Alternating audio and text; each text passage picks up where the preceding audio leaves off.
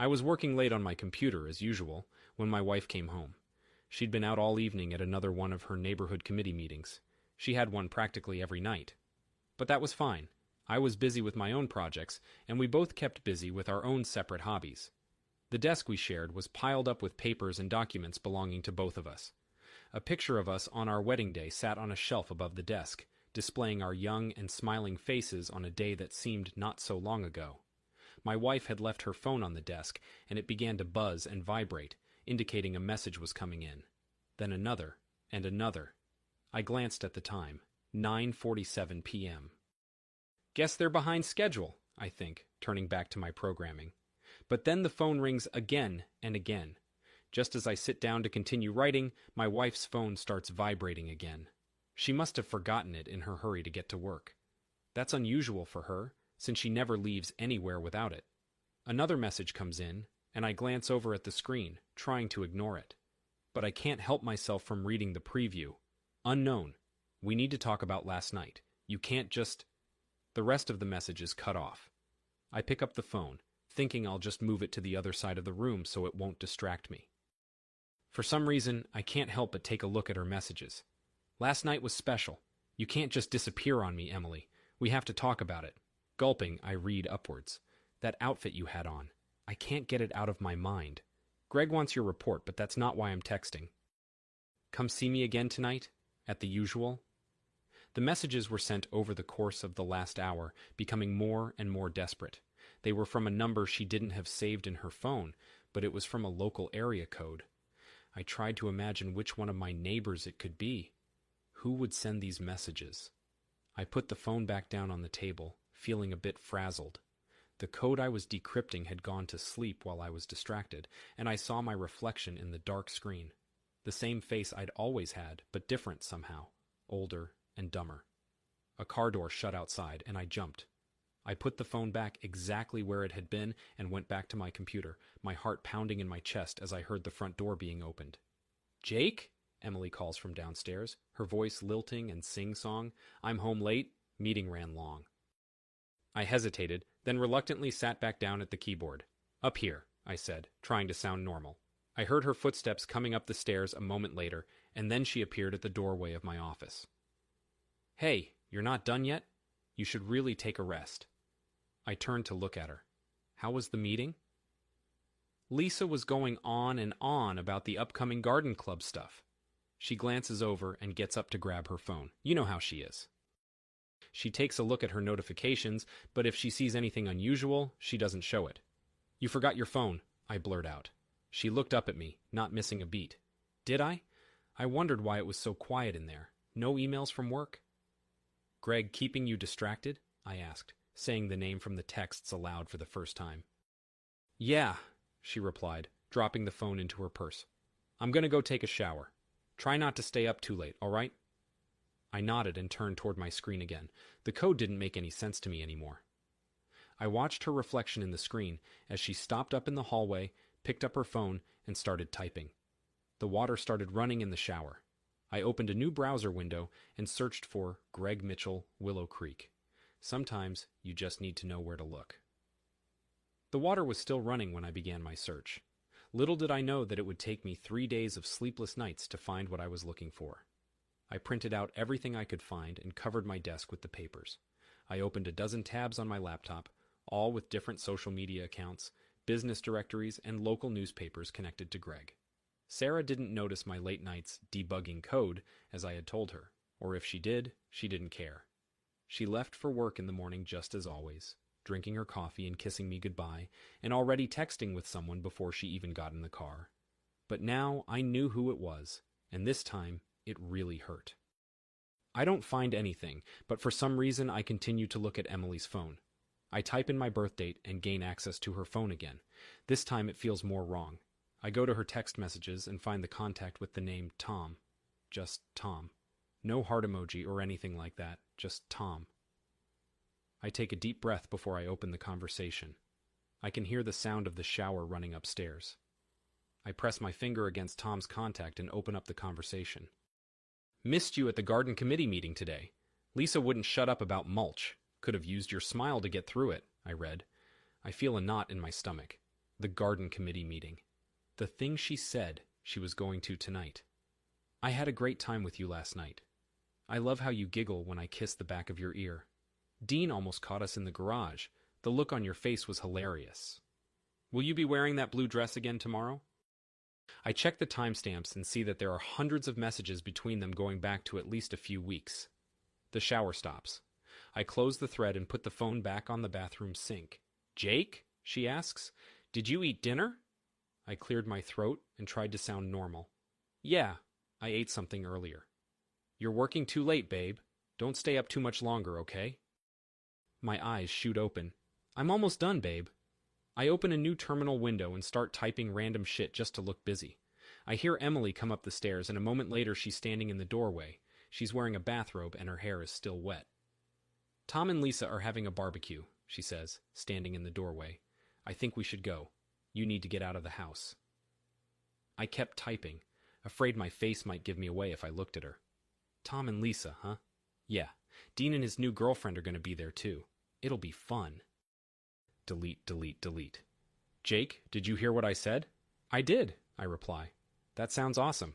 She stood behind me now, holding my shoulders. It felt as if she was burning me. You seem tense, she says, massaging me. Is everything all right? I lean back into her touch, pretending to be my usual self. Just a bug I'm working on. Ever the perfectionist, she chuckles. Don't keep him up too long. She kisses me on the cheek. I can smell her hair, her shampoo, and the faint scent of perfume I don't recognize. Good night, I say to her back. After she left, I sat down at the computer and opened up the security camera app. I could go through the footage of the past month or so and see what had happened in the garage and on the driveway. I thought about what Dean had said about almost catching them. Maybe it was time to actually catch them. I could find out the truth of what had happened and see how many times they had done this behind my back. I opened the app and began to work my way back through the footage. It took a while, but eventually I got to the point where I could see the cars coming and going and began to note patterns. I created a spreadsheet and began to note things like what time the front door had opened, when the garage door had opened, what time the cars were coming and going. I began to see a pattern emerging. Emily's meetings, and when Tom's car was in our garage. My heart was pounding in my chest, but I tried to ignore it. I treated this like any other problem I was trying to solve. I had a puzzle to figure out, and I could do it. This was just another bug that I needed to squash. A message popped up on my screen, telling me about a meeting I had at work the next day. I was going to have to keep my shit together for now, I realized. I would go to work in the morning and pretend everything was normal, but tonight I would find out the truth. I continued what I was doing and began to plan my next steps. I wasn't sure what I was going to do with the information I found, but I knew it would be useful in the future, no matter what happened. And I had a feeling a lot was going to happen in the coming days. I finished up what I was doing and went back upstairs. But I wasn't done yet. I went to bed next to Emily and lay in bed, staring at the ceiling, trying to keep my emotions in check. I wanted to scream at her and tell her I knew everything, but I held my tongue, at least for now. And as the night wore on and she fell asleep next to me, I lay awake, unable to fall asleep, counting down the hours until morning. I didn't sleep at all. By the time the sun was rising, I had laid awake for hours, listening to Emily's quiet breathing and watching her as she slept soundly beside me. I couldn't stop thinking about what I'd seen and heard, and it was impossible for me to look at her the same way. When she woke up, I went downstairs and made coffee while she got ready for work. I heard the sound of the shower running, then the hairdryer, then the clack of her shoes as she walked downstairs. She came around the corner looking beautiful and perfect, as always. You look like shit, she says, taking the mug of coffee I hand to her. Didn't sleep? Not much, I admit, feeling sick. She touches my forehead with her hand, and it takes all of my willpower to not pull away from her. You're a bit hot, she tells me, a frown on her face. Maybe you shouldn't go to work. Yeah, I probably shouldn't, I reply, taking a drink from my coffee. Don't want to spread it around the office. Emily pulled out her phone, about to send a message. I'll call Lisa and tell her I can't make it to lunch today. I can come home early? No, I interjected, maybe a bit too fast. I mean, don't cancel. I think I just need to sleep. She looks up at me, and for a second, I think I see relief in her eyes. If you say so, she says, picking up her stuff. I'll be back this evening. Enjoy work, I say, feeling sick as I say it. She kissed me on the cheek and said goodbye, leaving a faint scent of her perfume in the air. I waited until she was gone, watching from the window until her car turned the corner. Then I went into our office and locked the door. I turned on my laptop and opened the drawer where Emily kept her own computer. I opened the lid and typed in my birthday. It worked. Let's see what's in your email, I say. I keep digging and the hours go by. I find nothing in her work email other than a few normal messages to Greg and other coworkers. But in her private email, I slowly start to find stuff. Deleted emails that I managed to recover, hidden in folders she probably thought I would never find. Invitations to events from Tom, disguised as neighborhood association meetings. Restaurant reservations for 2, on nights she claimed she was going out with her friends. And pictures, which I reluctantly open. Suddenly, my phone vibrates. It's a text message from Emily. Are you all right, sweetheart? Do you need anything from the drugstore? I looked at the message, wondering if she'd sent it while spending time with Tom, laughing about me behind my back. Just lying down, I say. I'm all right. On social media, it looked like we were the perfect couple. But seeing it all at once like this, I saw all the cracks in the facade. The pictures of me and her, and in the background there was Tom. The Facebook posts she made about our dates and anniversaries, which he liked. It was all there. I had just been too oblivious to notice. There was another chime, and I saw there was a new email. The sender was a name I didn't recognize, and the subject line said, Weekend Plans. I clicked on it just as I got another text from Emily. Meeting's going long. Eat without me. I look at the clock. 2:47 p.m. If he had a meeting, it would have been over by now, I realized. How many more lies had he told me, I wondered. I opened the email. It was very short and came from an anonymous account. Same spot, rooms booked for Saturday. Looking forward to seeing you in that red dress. I save all of the proof in a folder on my computer. The emails, the pictures, the location data from her phone, all of it. Then I hear the house phone ringing. I let it go to voicemail. It's Tom. Hey, Emily, just wondering about that BBQ on Saturday. I thought we could talk through some details. Call me back. The phone buzzed again with one final text. Got a lot on my plate tonight. Helping Greg with some of the quarterly reports. I'll be home late. Love you. I read those final words over and over again, not knowing what to think. Then I hear a car door slam outside. I walk over to the window and see Tom pulling up in his driveway, his phone in his hand and a happy smile on his face. I close down the laptops and put everything back in the exact same spot I found it. I'll sleep in the guest room tonight, claiming the flu, and tomorrow I'll start coming up with a plan. But for now, I'll just sit here, in our home office, and watch the sun set on my life. It takes me another couple of hours to go to bed. I need to process everything I've just learned and come up with a plan for what to do next. It's 10:47 p.m. when I finally lay down in the guest room with my laptop. I shift uncomfortably on the guest room bed. It's late, but I'm still searching for answers on my laptop. Emily and I usually share an office, but I didn't feel like looking at the wedding pictures right now. Emily's work laptop is next to mine. She never changed the settings after adding my fingerprint to her laptop, so I can use it without her knowing. I know it's wrong, but I'm desperate. A new email pops up on her screen. It's from Greg Mitchell. Emily, here is the letter of recommendation you asked for. Your commitment to the project is appreciated. I look forward to our next one-on-one strategy meeting, Greg. The attachment showed a letter of recommendation, saying all sorts of nice things about Emily and how she had an intimate understanding of our needs as a company. My phone buzzed with a text from Dean. Yo, dude, you never came to the gym. Is everything okay? I thought about the times Tom and I worked out together, the protein shakes we shared afterwards, and the way we always said, bros before hoes, like we had some sort of brotherly bond. Then I thought about Emily again and went back to her email, not sure how to respond. In the personal folder, I found another folder called Travel Photos. It was last opened yesterday, according to the timestamp. Inside it were dozens of photos from various work conferences she had attended. Chicago, Atlanta, San Francisco. The first few images were innocuous, but then they began to get more revealing. Photos of Emily in a hotel room holding a bottle of champagne, wearing a fancy red dress. It was the one Tom had said she wore when they went out that night. But the other person in the pictures with her wasn't Tom. Jesus Christ, I mutter, seeing the face of Lisa's husband, his hands on my wife's hips. Another message. Dean, Emily said you were sick. Are you okay? She told him. Of course she did. I'm fine, I typed back. Hey, quick question. Remember that conference in Chicago last month?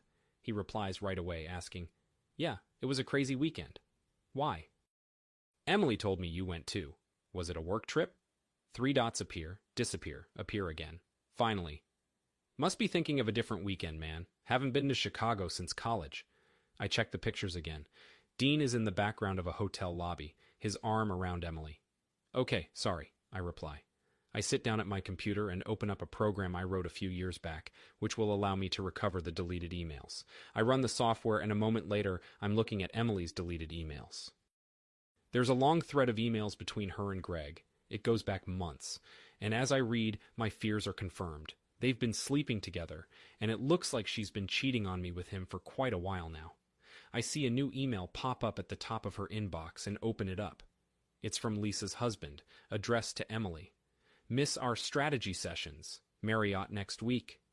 I checked their history. Meetings, business trips, dinners. My phone buzzed again. Emily. Are you still not feeling well, babe? I picked up some soup on my way back, but you were passed out in the guest bedroom, so I didn't want to disturb you. The time is 11:47 p.m. I didn't hear her come home. Thanks, I say. How'd it go with Greg? Late meeting. Good. Got that letter of recommendation done. He can be a little picky about the language. I read her words and can't believe how easily she lies to me. I know what I will find if I continue to dig deeper. I open the app connected to the cameras inside our house. I find footage of Dean sneaking out in the morning, of Tom visiting our house during the day while I was at work, of Greg leaving our house late at night while I was away at a conference. I get a notification that Emily received an email on her private account. I read it. It was from a lawyer. Mrs. Harris, checking in about our consultation. I've got the preliminary paperwork ready for you. Let me know if you'd like me to make any edits before we move forward. The room was starting to spin. She was going to leave me. She was planning it for a while too, sleeping in my bed, drinking my coffee in the morning, acting like she was my loving wife. All the while she was planning to leave.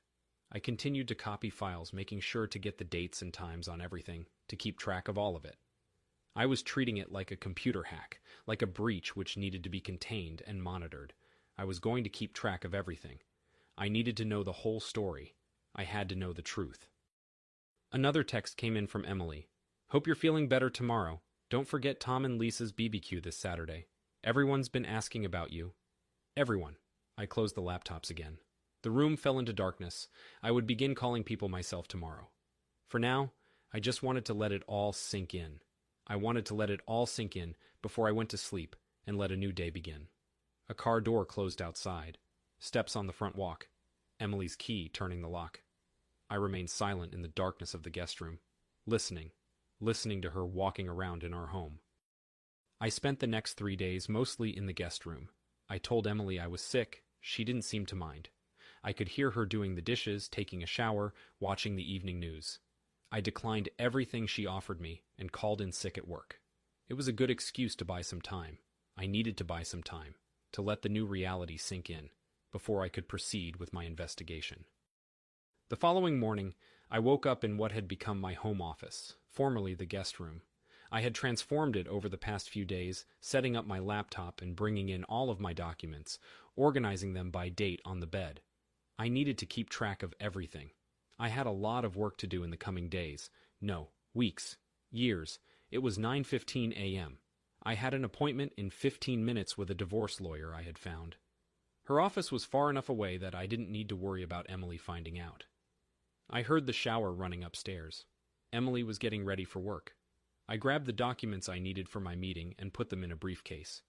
I didn't want her to know I had been going through her things, so I made sure everything was exactly as I'd found it, and went upstairs. I also left my web browser history untouched, searching for unrelated things so that it wouldn't look like anything was amiss. Jake? Emily asks from upstairs. Are you going to the office today? Nah, I say, trying to make my voice sound sick. I think I'll work from home. Okay, sweetie, I'll bring you some soup after work. I hear her approaching. I quickly push the briefcase under the bed and open a terminal window on my laptop. When she comes in through the door, she's dressed in a red dress just like the one she wore in one of the photographs. You should see a doctor, she says, looking worried. You've had the flu for too long. I have a telehealth appointment tomorrow, I lie, marveling at how natural it feels to do so. Great. She looks at her phone and types frantically. I have a lot of meetings today, so I'll be home late. Meeting with Greg? I asked naively. She hesitated. Among others. You know how it can get. A few minutes later, I heard the front door close.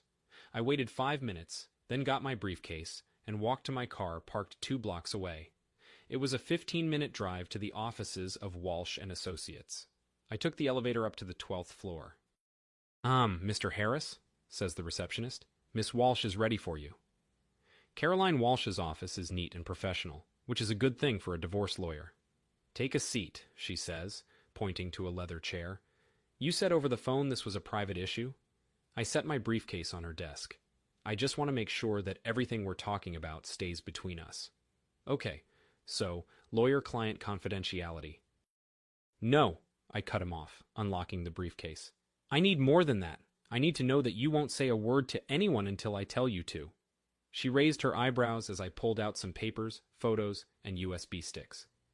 Mr. Harris, what is this? Proof, I tell him, that my wife has been cheating on me with several men, including her boss, and has been stealing from her company. She picks up one of the images, Emily and Greg at a hotel bar, his hand too high up her leg. How long have you been collecting this stuff? Just 3 days, but the cases go back months, maybe even longer. She looks over some more of the papers. This is very thorough. I'm a coder, I say. I debug. It's my job. I pick up on patterns. I see discrepancies. I keep notes. She picks up a notepad. What would you like to see happen? I leaned in closer. I want to knock down the whole house of cards at once, but I want to make sure I'm doing it legally. The business aspect makes this tricky, she says, reading through Greg's email chains. But it also gives us an opportunity. I don't want to blackmail anyone. Of course, she says, but we need to do it soon. When do you want to do it? I showed her one more paper, the email from Emily's divorce lawyer. Before she can make her move, Caroline looked at it and said, I see, we need to move faster than I thought. I know what to do, I say, and when to do it. The next hour is spent going over the details of our plan, what we can and can't do, and making sure everything is documented. When I leave her office, I feel less hopeless and more determined. As I'm getting back into my car, I get a text message from Dean. Bro, you're missing some sick workouts. You better be at the barbecue on Saturday. I begin typing a reply, but then think better of it. I add his name and number to a list of names and numbers instead. It was titled Phase 2. After that, I put everything back where I found it in the guest room, just the way it was. As I was doing so, I heard a ding, which indicated a new email had arrived on Emily's laptop. It was from Tom and was discussing plans for the weekend. I forwarded it to my own server, then marked it as unread. I heard the front door open unexpectedly, much earlier than expected. Jake? Emily calls up. I got soup. I closed everything, pulled up my work terminal. In here, I say, fake coughing. She comes in with takeout from our favorite sandwich shop, looking worried. You're really not looking well, she says, touching my forehead. Maybe we should cancel the BBQ this weekend. No, I say, recalling Caroline's instructions about keeping up appearances. I'll be better by then. We wouldn't want to let anyone down. Her phone buzzed. She looked at it and smiled. If you're good, she says, starting to head out the door. I have a quick work call to make. I watched her leave, and I could see her already reaching for her phone to call Mrs. Donovan. I thought about the documents in Caroline's office and figured it was best to keep my mouth shut. I only had 3 more days to wait until the BBQ. 3 more days until Phase 1. I sat down and looked at my soup, which had gone cold. I pushed it aside and returned to my computer, adding yet another line to the many lines of code I had already written. I would need them all to accomplish what I needed to accomplish. The next day, I wrote code. The day after that, I wrote more code. In fact, I wrote code for 3 days straight, and I didn't stop until it was finally time for the BBQ. I didn't need to hide in my home office anymore. I could sit in plain sight at the daily grind and watch everything unfold from there. I looked down at my watch. 9:47 a.m. Lisa always comes to get her coffee at this time on her way to work. Over the past 5 years, I've gotten to know all of my neighbors' schedules and routines. Now it was time to use that information to my advantage. I had written out an email to Greg's boss, exposing his financial misdeeds, and had it ready to send. All I had to do was click the send button, and it would be done. The bell above the door jangled, and I looked up to see Lisa coming in, talking on her phone. "Yeah, we can show it this afternoon," she says, joining the line for coffee. "The master bath will sell it." I sipped my coffee, staring at her. She didn't recognize me. The barista asked her if she wanted the usual. "Sarah, and a lemon scone, please." I timed it perfectly, standing up to throw out my cup just as she turned away from the counter. "Jake?" Her eyebrows shoot up in surprise. "I thought you were still sick." "Fresh air and coffee," I smile. "Doctor's prescription." "Come sit with me for a sec. I feel like I haven't seen you in ages."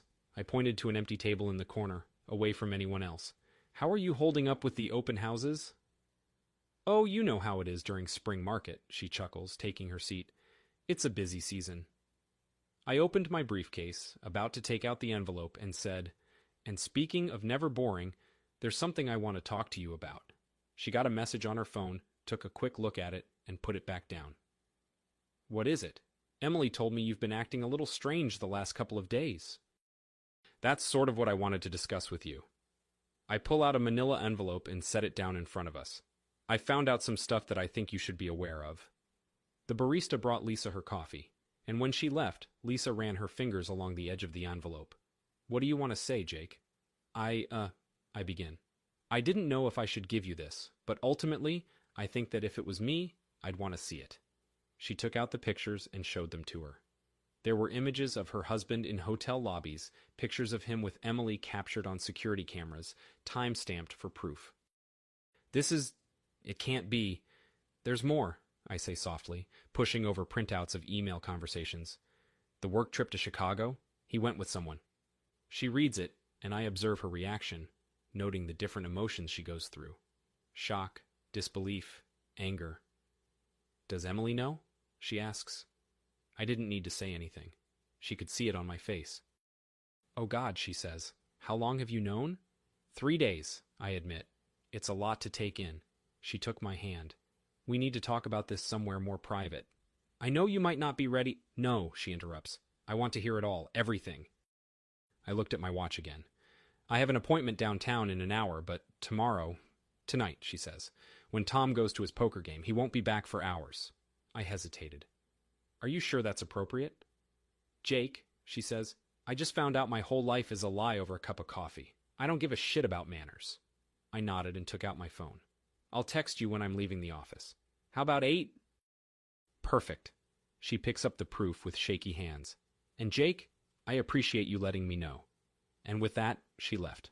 I sat back down and looked at the email I had been composing to Greg's boss. It was time to send it. I clicked send and watched the message go, thinking about the chain of events it would set into motion. On the window, behind my reflection, I saw Lisa getting into her car. She was already on the phone, calling someone else, making other plans. My own phone buzzed in my pocket around that time. It was Emily. "Don't forget we need wine for Saturday's BBQ. See you tonight. Love you." I shut my computer and put my things back in my bag. Now, all I have to do is wait for the pieces to fall into place. Thursday and Friday go by without me hearing anything about the email. I go to the store, text the group to make sure we're still on for Saturday, and remind them to bring side dishes and drinks. Emily is preoccupied with hosting the event, but I'm making sure everything is going according to my other plan. It isn't until Saturday morning that the final pieces are put in place, just in time for the get-together. On the day of the party, the weather was perfect. I made sure to set up the projector screen on the back wall of our patio, and the bright white screen caught the morning sunlight, reflecting it up at me. Emily was busy preparing snacks in the kitchen. "Hey, babe, do you mind getting the ice from the garage?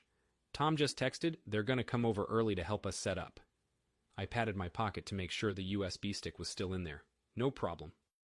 I went into the garage and got the ice from the freezer, looking once again at the camera up in the corner of the room, the one which had been watching and recording me for months. Dean's pickup truck was pulling up in the driveway as I came out. "Ah, here's the sick man. Out of bed at last?" I smile awkwardly as he gets his girlfriend, if that's what she is, out of the car. "Yeah, it's amazing what a little fresh air can do," I say, noticing his eyes glancing up at the window Emily's getting ready in.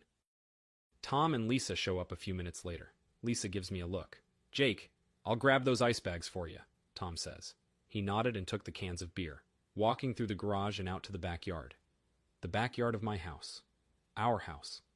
After that, it was a blur, as people started to arrive. Neighbors and friends, people I knew from work, and finally Greg showed up, bringing a nice bottle of wine. Emily mingled with everyone, wearing a blue dress. "Anyone need a refill?" she says, pouring more into Lisa's glass. I watch them from the corner of the room, taking notes of every interaction, every look. Dean standing at the entrance to the kitchen, Tom keeping his distance from Emily, Greg watching her closely. "Let's get that slideshow going, huh?"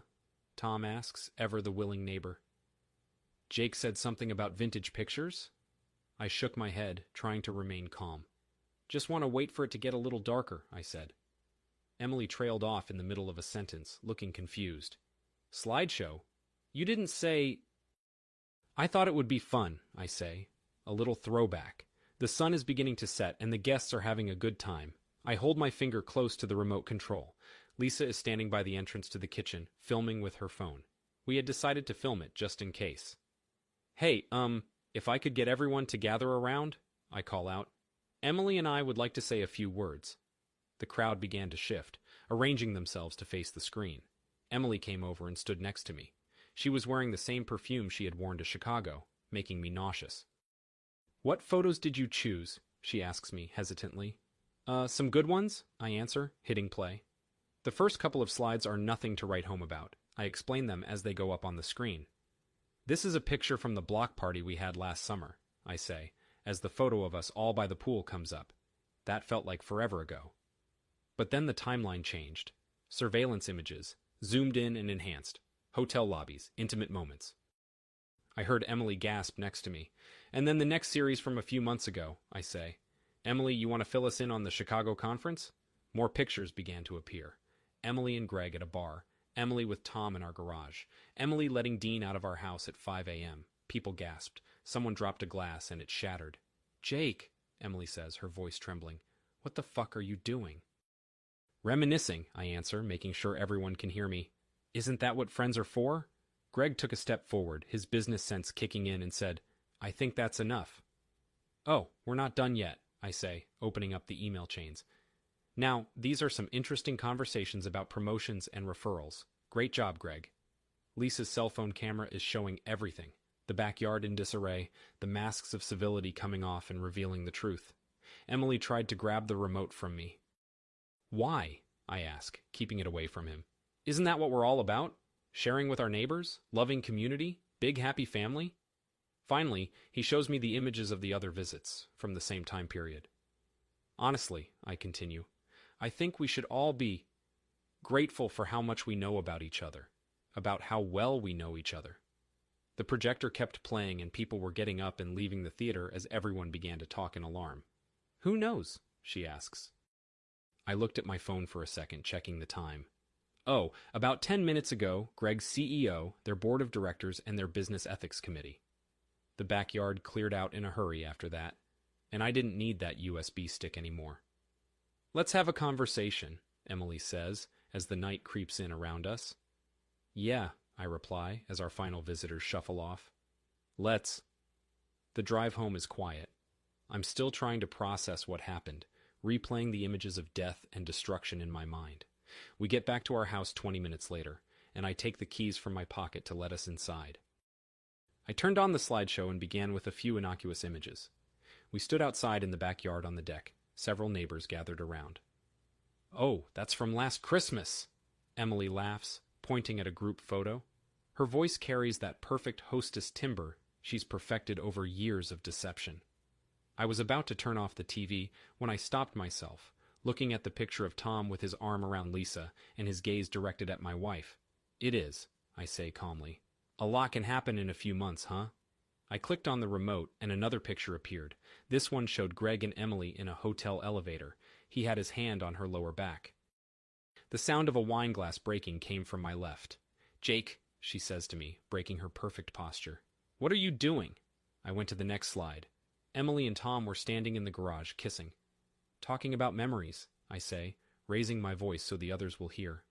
That's what we're doing here, isn't it? Greg tried to step in, that corporate authority of his coming out in his voice. I think that's enough. Oh no, I cut in, advancing to the next photo. You haven't seen everything yet. Take a look at this collection from the Chicago conference. The time in the corner of the screen said 2:47 a.m. It was Emily, in Dean's arms, in a hotel hallway. Jesus Christ, a voice says behind me. Emily reached for the remote. Turn it off, please. I stepped back. I haven't even opened the emails yet. You really should see them, though. The slideshow continued, now showing emails between Greg and various women offering them promotions in exchange for late-night meetings in his office. This is slander, Greg says, but he doesn't sound sure of himself. Funny you should use that word, I say, switching to the next slide. Would you rather I call it libel? That implies these papers aren't real. There are a few more moments of shuffling of feet as people try to get out of the way of the action. Lisa doesn't move, just continues to film. And did you know, I add, that we have a security camera in the garage? It's got a pretty good night mode. I've actually been meaning to check out the timestamps with everyone's whereabouts. Tom took a step back, banging into a patio chair, and the loud noise of metal scraping on concrete made a few people jump. Jake, please, Emily pleads. Don't do this. I turned to look at her. It was the first time I'd looked directly at her since I'd been up on stage. Not like what, Emily? Not in front of our friends, our neighbors, your lovers. I heard a beeping sound as someone's car alarm disarmed, the first person sneaking away. I can explain, she says, but I've already clicked to the next image. Oh, I think these explain enough, I reply, as photos of her meetups cycle through. Garden committee meetings, work retreats, work meetings. Just then, Greg's phone dinged and he checked it, his face going pale. What the fuck did you do? He shouts. I look at my watch, calmer than ever. At this very moment, your CEO is receiving a few documents regarding fund embezzlement and sexual harassment. People started walking away from the scene, desperately trying to put some distance between themselves and the disaster. Your work email, for one, I say, speaking to the dwindling audience. It's amazing what you can find in someone's work email. Dean moved past me, pulling his girlfriend along after him. He shoved my shoulder as he went by. I didn't move. You've ruined everything, Emily whispers, the mascara starting to run down her flawless cheeks. I switched off the projector, noticing the fairy lights were still on. No, Emily, I say. You did it all by yourself. I just fixed the machine. The yard was almost empty now, except for Lisa, who was still filming, Tom, who stood paralyzed by the grill, and Greg, who was typing away at his phone. We need to talk, Emily replies. I put the remote away. Yeah, let's do that. But I think Greg wants to make a phone call first. It's morning in Singapore right now. Greg looked at me, fear in his eyes, then got up and rushed to his car, leaving his wine glass on the table. Let's go in, I tell Emily. Don't need the neighbors seeing any more weird shit. She walks past me, defeated. I follow her. At the last moment, I look back at Lisa and give her a nod, confirming that she managed to record it all. The lights are still flashing in the backyard. Tomorrow, there will be a lot of questions. But right now, there's only a long silence and the sound of the front door closing behind us. It doesn't take long to walk from the backyard to the front door. Lisa puts the camera away and sneaks out the way she came, leaving us both to deal with the fallout of tonight's events. As we leave, a warm breeze follows us inside and through the living room. We stepped inside and closed the door behind us. I could still see the lights from the party outside and the abandoned wine glasses on the lawn, left behind by the departing guests. Emily stood in the entryway, looking as if she were about to scream. But before she could say a word, someone knocked on the front door. Hey, Jake, you busy? It's Steve from 2 doors down. He's got that weird thing in his voice that people do at funerals. I opened the door only slightly so that Emily wouldn't hear him. He was a bit drunk. Hell of a thing, he remarks, adjusting his stance. Hey, about the poker nights? Not now, Steve, I respond softly. I can see groups of neighbors still gathered on the street, talking in hushed voices. One of them is recording it all with her phone. Yeah, Steve says, nodding too enthusiastically. Just wanted to say, if you need anything. I heard a car door slam, then the sound of Greg's BMW peeling out of the neighborhood. More knocks came. It seemed everyone wanted to know what had happened. What about Dean? Him too? Asks Sarah from Garden Club, clutching her purse nervously. Was there anyone else? Asks Mike, who owns the rival real estate office in town. For each question, I just say yes or no, refusing to give them the juicy details. Jake, it's Lisa. She's not in the group, but is still holding her phone. Let's talk about what we should do. Tomorrow? I nodded, noticing how the other neighbors were listening intently to our conversation. My office, 9 o'clock, she says, loud enough so that everyone hears. The whispers around us grow louder. Lisa's presence here with me will only fuel their speculations. The scorned wife joining forces with the jilted husband. They're probably already thinking about what they'll be texting each other tomorrow. Emily is still standing in the hallway, but it's like she's in the room with us. Okay, let's call it a night, folks, I say to the group that's still hanging out. But Jake, Karen from the HOA board says, we really need to talk about the impact this will have on the community. Tomorrow, I interrupt her firmly. I shut the door, cutting off their voices, and turned to face Emily in the silent apartment. She began to walk towards the kitchen, and I heard the sound of a wine bottle being opened. Was it worth it? She asks without looking back. Burning down our legacy? I watched her pour. Funny you should say we. She took another gulp of wine. You should have brought this up with me in private. Did you handle the divorce proceedings privately? She stops with the glass halfway to her lips. Another car starts outside, taking another piece of our social life out into the night. How did you debug enough systems? I cut him off. You learn how to find hidden files. I began receiving text messages from all of them, one after another. The first said, we need to talk. This isn't over.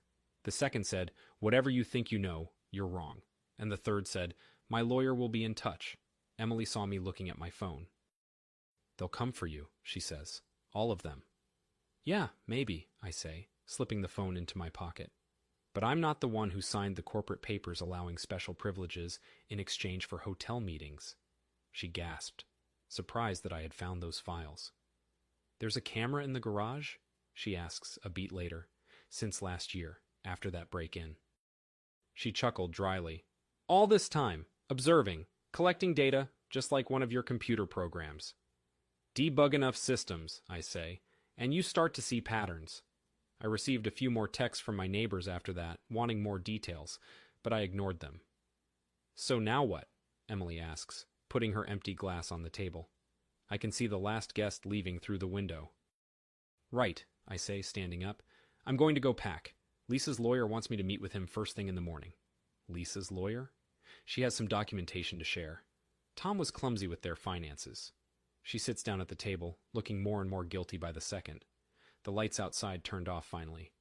I never meant, she starts, but doesn't finish. It wasn't supposed to.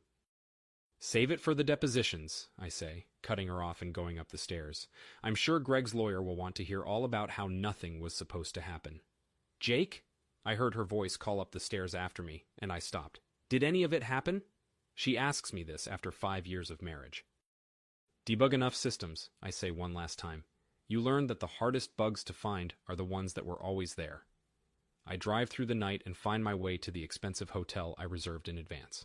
I spend the next 8 hours drinking whiskey and trying to sleep, dreaming of my own corrupted code and the people I had let down.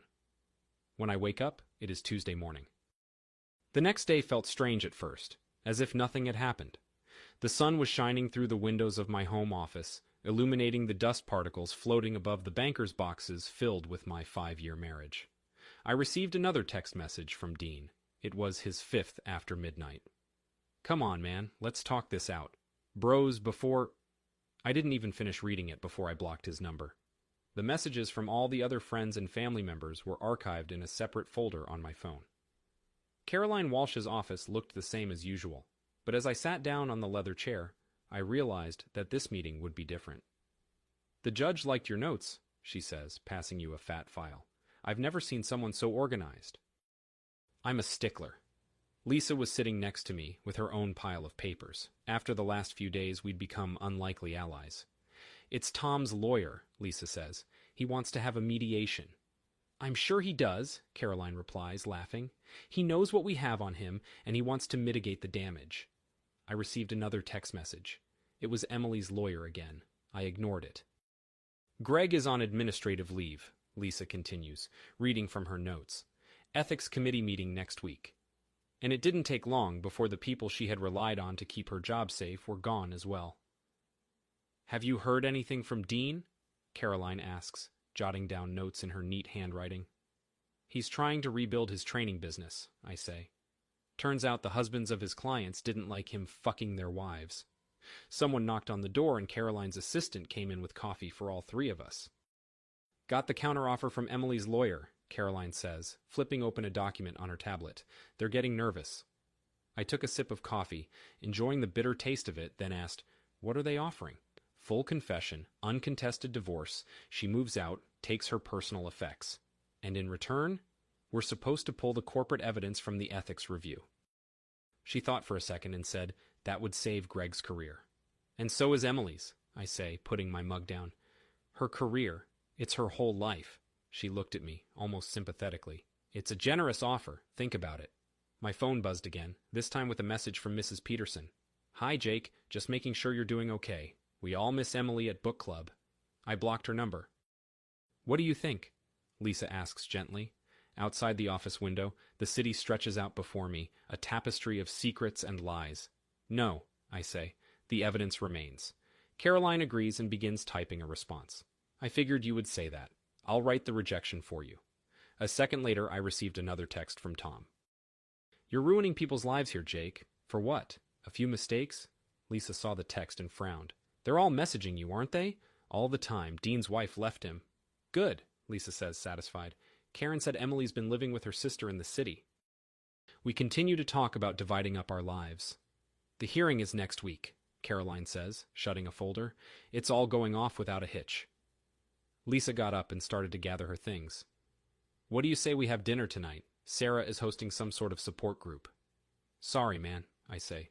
House is empty. I need to debug a system. She nods as if she understands. And maybe she does. We all have our own ways of dealing with things. I leave Caroline's office and read Emily's message one last time before archiving it. I'm sorry. I didn't mean for this to happen. Can we please talk about it? The bugs have been identified. Now it's time to patch them out of my life, one contact at a time. The drive to my car is calm and peaceful.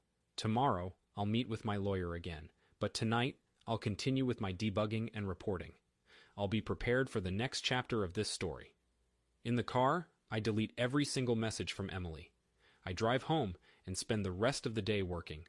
I don't go to sleep until early the next morning.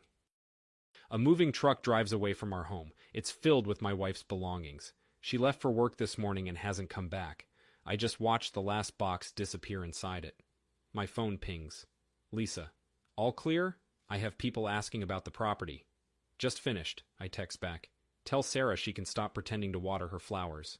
I look across the street and see Sarah with a watering can in her hand, spying on me. She waves awkwardly when she sees I'm looking, then goes back inside her house. The house feels empty as I walk around, looking at the places where Emily used to sit, where she used to stand. The spaces feel bigger somehow, and they don't feel as haunted. An email chimed from my laptop. I go over and see it's a company-wide memo from Greg's work. He resigned effective immediately, it says, but no mention is made of the ethics investigation, or of anything else that happened. But I can read between the lines of the message, and I know now that Greg is gone. The doorbell rang just then, and I went to answer it. It was Tom. Jake, he begins, palms held up in a gesture of peace. I know I'm the last person you want to see right now. You got that right. His smile wavers slightly. Lisa is selling the house. I thought maybe we could talk about it man to man. Like you talked to me man to man while you were fucking my wife? He sounds sincere. I look past him and see Dean's driveway is empty. His weights and equipment taken away to whatever town he moved to. We were all wrong, Tom, he says, trying to smile, but failing. The community is dying. If we could just... Goodbye, Tom.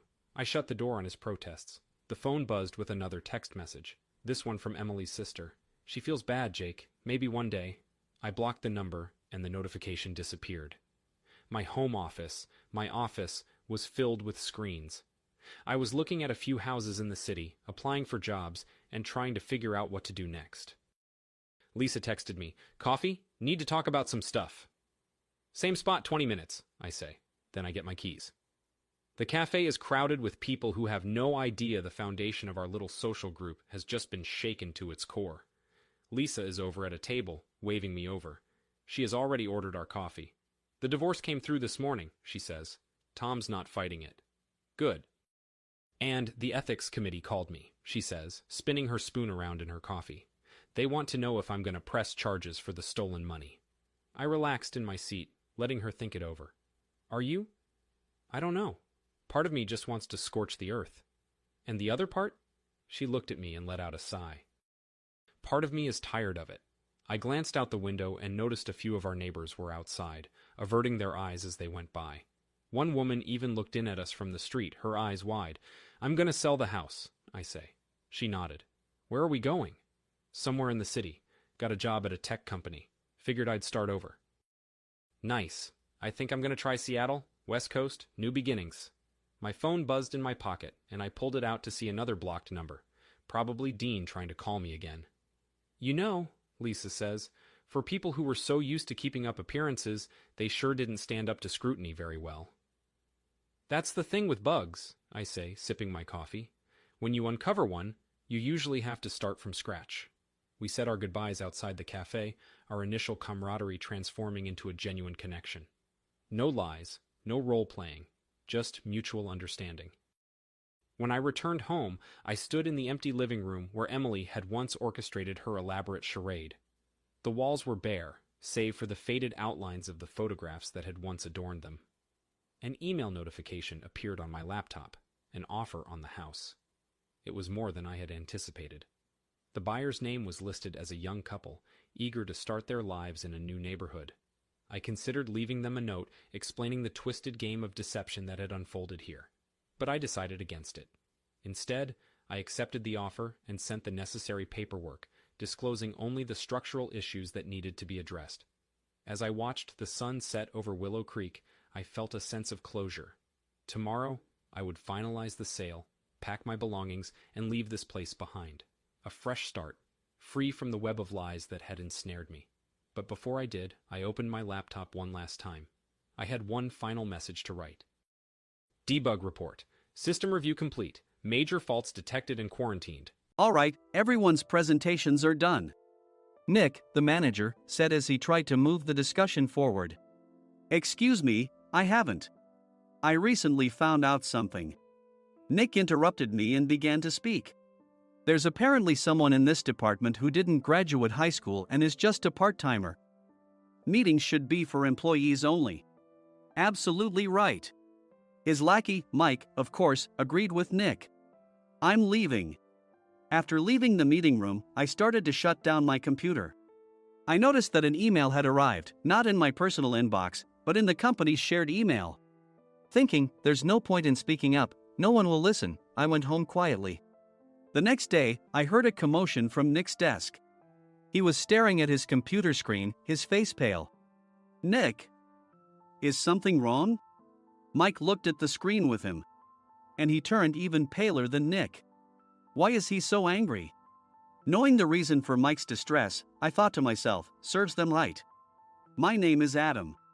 My mother passed away when I was in the 9th grade, and I was raised by my father. Well, you could hardly call it being raised. After my mother passed, my father changed. He drowned his sorrows in alcohol, and though he still went to work, he squandered our living expenses on horse racing. Because of that, I had to start working part-time as soon as I entered high school. Every month, I went to the convenience store with bills in hand that couldn't be auto-deducted from my father's account. Even though I endured it because I didn't want to be alone, I reached my limit in my second year of high school and dropped out. I found a live-in job at a distant inn. Thank you for everything. The day I left home, my father, still staring at the TV, spoke. Take care. That was our last conversation. Back then, 18 wasn't the age of majority, so I needed my father's permission to work, and I couldn't hide my place of employment. Yet, my father never visited me even once. I kept working just to survive, and before I knew it, I was 42. Years of hard work paid off, and I was transferred to the headquarters. I was thrilled to be recognized by the company, as I thought I'd be working in the field until retirement due to my lack of formal education. Listen up. Our work can change the future of our employees. Don't drag us down. On my first day after the transfer, Nick, dressed in an expensive suit, spoke sternly. There was a reason for this. Our inn was located in a prominent tourist destination, known so well that everyone in the state could sing its commercial jingle. At its peak, we had 5 locations within the state. But that was long ago. Due to financial difficulties and aging facilities, only the place where I had worked for many years and the original establishment remained. I was prepared to lose my job anytime, but now there was a glimmer of hope. With the rise of social media, the tourist area where the inn was located started gaining attention again. Depending on how hard the sales department, where I was transferred, worked, we could either thrive or be forced to give up this prime location to the new hotel chains continuously popping up. For Nick, who had switched careers from another industry to strengthen our sales, this was a battle he couldn't afford to lose. I understood why he had to be strict. I will do my best. Nick sneered at my enthusiastic declaration. Did you not hear what I said? I'm sorry. I thought I was listening carefully. Out of habit from years of customer service, I apologized reflexively, though I had no idea what had offended him. Someone was watching me with a smirk. In this department, there are those who are expected to excel and those who have been shoved here because they have nowhere else to go. You are the latter. It was Mike, the section chief. He's 7 years younger, at 35. But he was called to headquarters much earlier than I was and had been moving around within the headquarters ever since. I'm not jealous, but I can't accept that he's my boss. Graduating from a prestigious university, he has an unusually high pride and caused many problems as a newbie, making things very difficult for me when I was the front desk leader. When I found out Mike was transferred to the sales department a month before me, I was disheartened. Mike is right. With just a middle school diploma, there's not much you can do. Don't even think about achieving results. As if I didn't exist, Nick remarked, I'm thirsty. Mike eagerly ran to the coffee maker.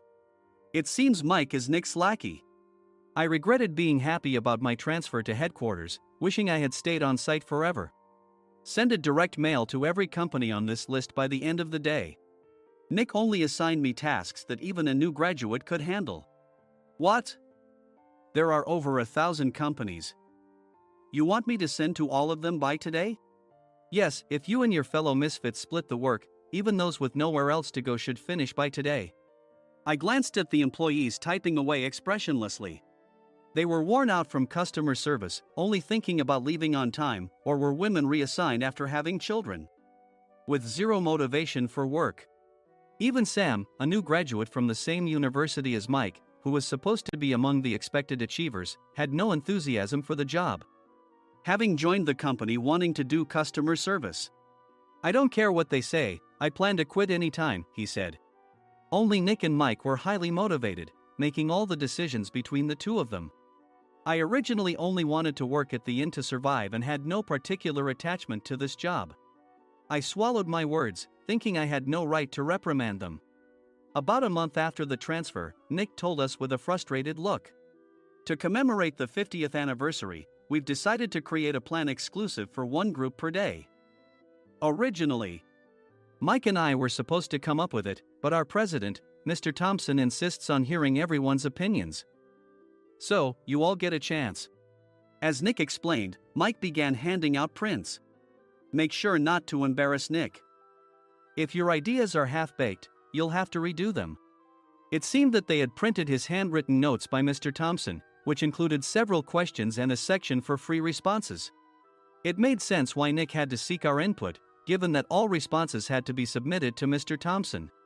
We were given a week to think about it, and a meeting was scheduled to compile our ideas. My plan is to let guests enjoy both the old and modern America. Nick began the presentations. Guests would watch a master confectioner at a nearby traditional sweet shop make sweets in front of them. The welcome drink would be premium tea in a bottle. Nick's plan was certainly attractive. After his presentation, Nick called on us to present in the order we were seated. Just as I stood up for my turn.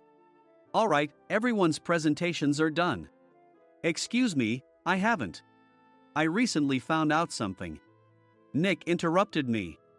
There's someone in this department who didn't graduate high school and is just a part-timer. He was likely talking about me. I joined the company as a part-timer and was made a full-time employee when I turned 20. That was 20 years ago, so Nick and Mike probably had no chance to know until recently. Meetings should be for employees only. Absolutely right. After that, Nick kept creating opportunities to solicit everyone's opinions, purposefully excluding me from speaking. The meeting unexpectedly heated up and went past the scheduled end time. A few people asked to leave, and the discussion continued with the remaining few. Still here? Normally, you'd leave in that situation. Though I had no attachment to the job initially, hearing kind words from customers made me want to make them happier. For someone like me, with nowhere to go, the inn was my home and customer service was my life. I felt pathetic about my current self. I'm leaving. I left the conference room and started shutting down my computer. I noticed an email had arrived, not in my personal inbox, but in the company's shared email. Thinking no one would listen to what I had to say anyway, I quietly went home. The next day, while preparing the DM as instructed, I heard a commotion from Nick's desk. In his haste to stand up, he hit his knee on the desk. He stared at his computer screen, his face pale. Nick! What's wrong? Mike, thinking he should be the first to rush over, approached Nick while still wearing his coat. He peered at the screen with Nick. And he turned even paler than Nick. Why is he so angry? Who is responsible for this company? Nick, more irritated than ever, asked, and Mike answered without checking. Probably Sam. Sam wasn't there because he was attending a morning training session for new hires. Nick gave up on getting angry and returned his gaze to the screen. They were looking at an email that arrived right after the end of the working day yesterday. Apparently, no one, including me, had checked it before leaving. The email was from a large company that used us for their annual employee trips. The president and executives of that company also frequently used our services personally. President of the company, Mr. Mason himself, had declared that neither he nor his company would ever use our services again. Well, some companies cancel their employee trips or stop using our services due to financial struggles. Let's just move on. Mike kept wiping the sweat from his forehead with a handkerchief. Knowing why Mike was so agitated, I quietly watched their interaction. Do you know how much revenue we get from that company? We can find other guests to fill the rooms, but we'll lose the banquet costs, gift shop revenue, rental car fees, and more. Moreover, the gifts were supposed to be prepared by the traditional confectionery shop involved in Nick's proposed plan. If it's known that we incurred such a huge loss at this critical time, Nick's position in the company would be jeopardized. Nick took a deep breath, seemingly trying to calm himself. All right, Mike. Go to New York right now and apologize to Mr. Mason. What? You're coming with me, right?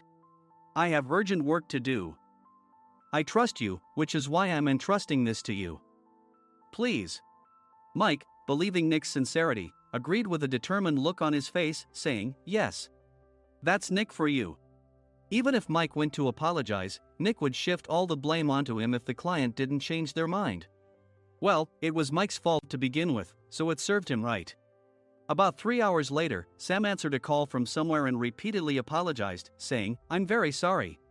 Everyone watched to see what was happening. After ending the call, he informed Nick with a weary tone. When Mike arrived at the client's company, he only made things worse, further infuriating Mr. Mason. He was demanding, get his boss here immediately. It was no wonder Sam was exhausted, dealing with such a call right after returning from training. What is that idiot doing? All right, Adam, you're coming with me. If sacrificing Mike didn't work, then I must be next. Normally, I'd want to refuse at all costs, but I saw an opportunity in this situation. If I can be of assistance, I'd be happy to join you. I obediently followed Nick, and we flew to New York. When we introduced ourselves at the reception, it became clear how serious the situation was, as the receptionist personally escorted us to the president's office. Angry voices leaked through the door, making both Nick and me uneasy. Excuse me. I'm Nick, the supervisor. I understand my subordinate has caused you trouble, and I deeply apologize. Nick, with his experience in the corporate world, knew enough to offer an apology before excuses. However, his customer service skills left much to be desired. I sighed as I saw Mike trembling like a small dog in the corner of the room. "What kind of training are you giving your subordinates?" Mr. Mason glared at Nick with a red face. The intensity of his gaze made even Nick take a step back. Regrettably, I joined this company only 2 years ago and was unaware of Mike's issues. I should have identified his shortcomings sooner. Indeed, I should have realized sooner. No sensible person would come to apologize and then give a lengthy presentation on the drawbacks of not using therein.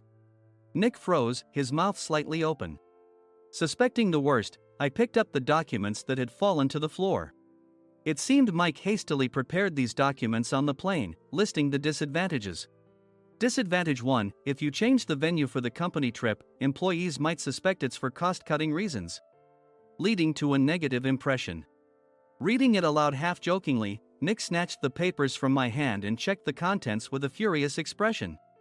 Among the stack of documents was a receipt from a nearby convenience store's copy machine. I felt a pang of dread, hoping he hadn't shown the receipt as well.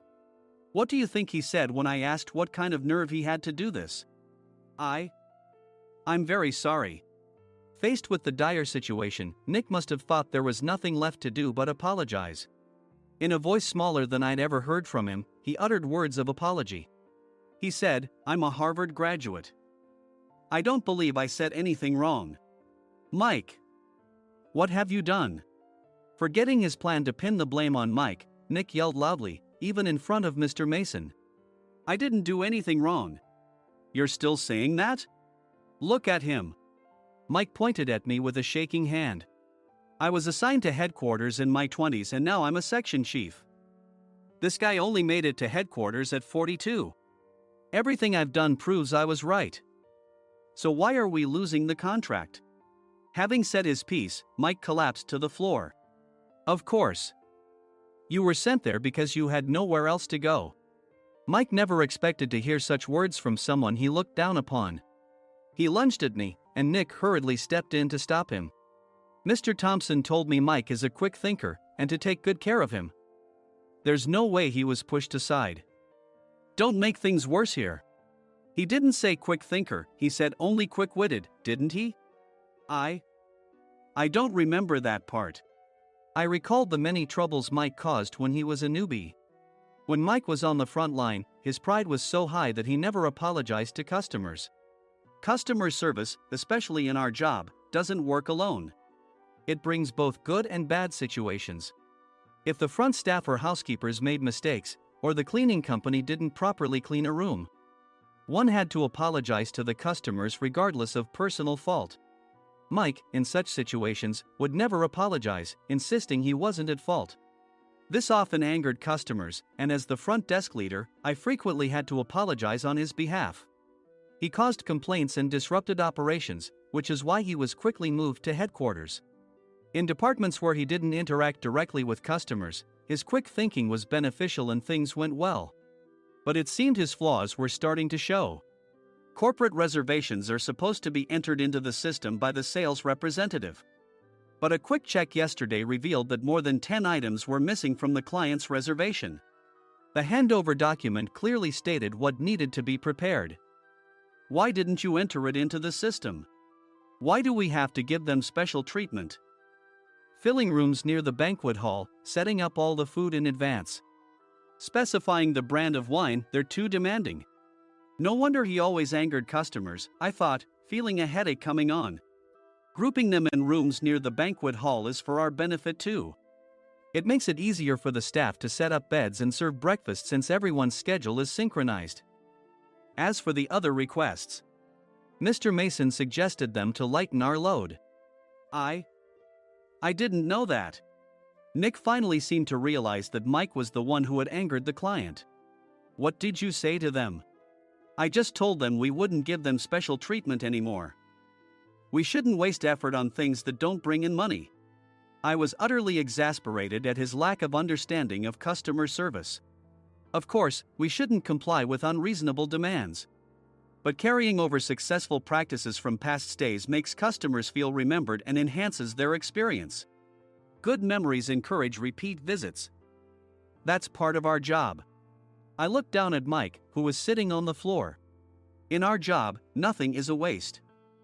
Mr. Thompson likely moved you to the sales department, hoping you'd finally understand this. How do you think he feels now that you've failed to meet his expectations? Mike, tears in his eyes, fled the president's office. I was amazed he still hadn't apologized. You have it tough, Adam. It's okay, we're all employees of the same company. I deeply apologize for this disrespectful incident. Especially after all the care you've shown us. If it weren't for you, Adam, I really would have stopped staying here. When I heard you were moving to the sales department, I was willing to reconsider if you handled it. Seeing us talk so amicably, Nick's face contorted. Do you two know each other? Adam's service is excellent. I always requested him specifically. Normally, we don't accept specific staff requests, but we made an exception for Mr. Mason, adjusting my shifts accordingly. He had personally stayed at our hotel just before my transfer, and during casual conversation, I mentioned, I'm moving to the sales department soon. If I hadn't told him then, things could have been much worse. Please continue to take care of us. I look forward to it. On the return flight, Nick awkwardly offered me a can of beer. It's still working hours. Of course, I had no intention of forgiving him for a single beer. Nick might try to pin everything on Mike and avoid any consequences. While pondering this, a startling fact came to light. Nick, the tea bottles for the plan have arrived. I handed Nick a bottle labeled with our inn's name. They look good. What are you talking about? These are plastic bottles. I had assumed we would use the trendy, high-end bottling tea. But what arrived were ordinary plastic bottles of tea with customized labels. The only unique aspect was the label, which had the inn's name, making it look customized. Upon further investigation, I discovered that a substantial amount of money was set to be paid to the tea company. It was priced like bottling tea. Does this plastic bottle really cost $100 each? The tea inside is specially blended for us. The extra cost is for that. Wouldn't it be better to use another tea company? Or is there a specific reason we must use this one? As Nick continued to make excuses, I showed him a printed email.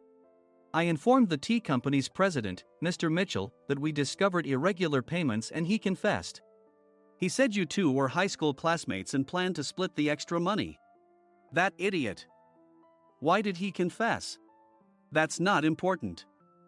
You should worry about yourself, this could turn into a police matter. Opening the bottle cap, I suggested. How about calming down with this tea? It supposedly has a relaxing effect. Nick drank the tea frantically. In the following days, decisions were made about their fates. Mike was reassigned to the General Affairs Department, with no chance of transfer or promotion, as per Mr. Thompson's orders. As for Nick, since the payment to the tea company hadn't yet been made, he narrowly avoided legal trouble. Instead, he was encouraged to leave the company, and to avoid further complications, Nick submitted his resignation.